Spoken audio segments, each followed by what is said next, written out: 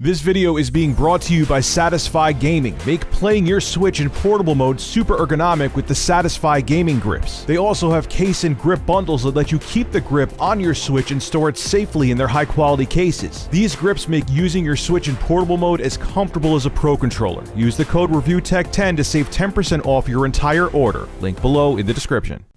Hey, you almost think a year later that the Fallout 76 controversy would have stopped?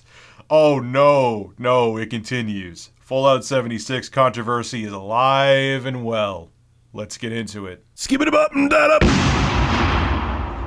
So let me take you back to November 14th, 2018. A time which feels like ages ago, where I weighed a lot more and was a lot fatter. And we go back to the launch of Fallout 76, and since its inception, it has been a complete disaster. Let's start with day one. When you got the game, there was a 56 gigabyte patch. Even after that patch, there was a bunch of bugs. The world felt desolate. It felt like a broken game. It felt like it was still an alpha, let alone beta, let alone a finished product. Then there was the whole debacle with the $200 Power Armor Edition, where when they showed it off, there was a canvas bag, but when you got it, it was like a cheap nylon bag you would get from a grocery store, where they would sell it for $1.99. And people got very angry about that. And what Bethesda did to make up for it was give people 500 atoms, which is $5 worth of in-game Fallout 76 controversy. And people are like, are you kidding? I really wanted that damn bag. What the hell's going on? And then they had this super high-end, supposedly Nuka dark rum. Yes, actual rum, Fallout 76 rum, which is supposed to look like Nuka-Cola in the game. It was $80. $80. And people are thinking, oh, sweet, it's going to be a glass bottle which looks like the Nuka-Cola. No, it was just a plastic casing on the outside with another bottle inside, and they made you spend $80 on it. Fallout 76, ladies and gentlemen. There's other controversies too, I'm sure I'm missing because there were so many, but there's just a little bit of a recap. Game was a complete mess, but the drama continues.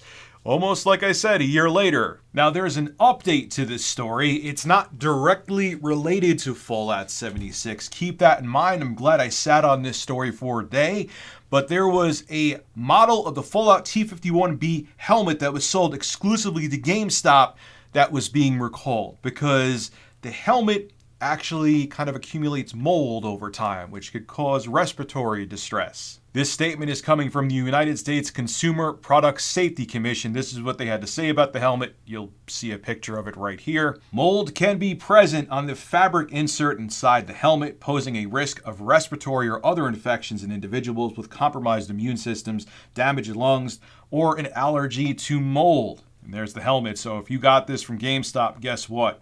Go get your money back for it. Now, anyone who got this helmet from GameStop could go collect a full refund. Luckily, as of now, there have been no reported cases of any kind of illnesses from people using this helmet. Again, it was a GameStop exclusive, but there you go. It's just,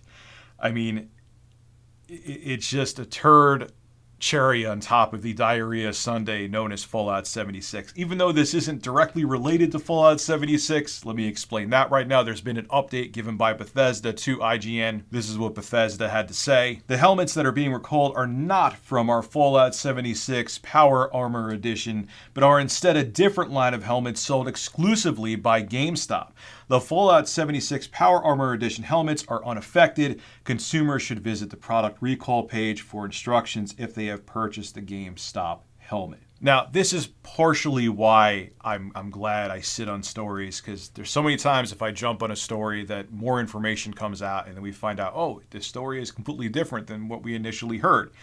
Now, there's two ways to look at this from Bethesda's perspective. A glass half full perspective is that, look, it's something to do with GameStop. It's an exclusive they had. It's how they manufactured it. You know, it's their problem. But you could also look at it like, look, Bethesda greenlit this with GameStop. You know, if they license something for GameStop to use to make money off of, they should check into it more. So you could defend Bethesda, or you could attack Bethesda.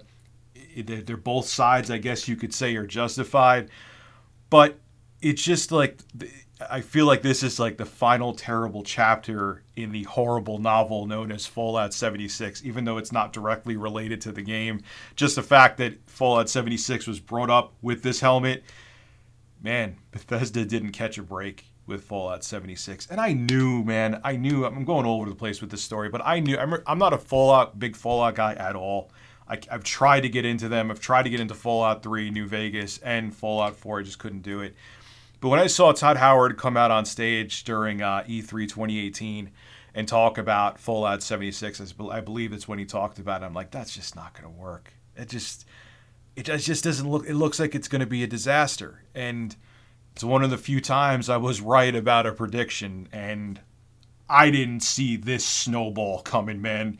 This turned into an avalanche, and it's still going on. So, man, look, this is evidence right here, and I still like Bethesda games. I'm so psyched for Doom Eternal, so on and so forth. But don't just take a popular franchise and just try to milk more money out of it. Because when you do, something like Fallout 76 happens. And it just shows that Bethesda was in over their head, and they had a game that was nowhere near ready to go. And they paid the price for it. I still think Bethesda's reputation, and Todd Howard and the entire team there, their reputation's hurting because of it.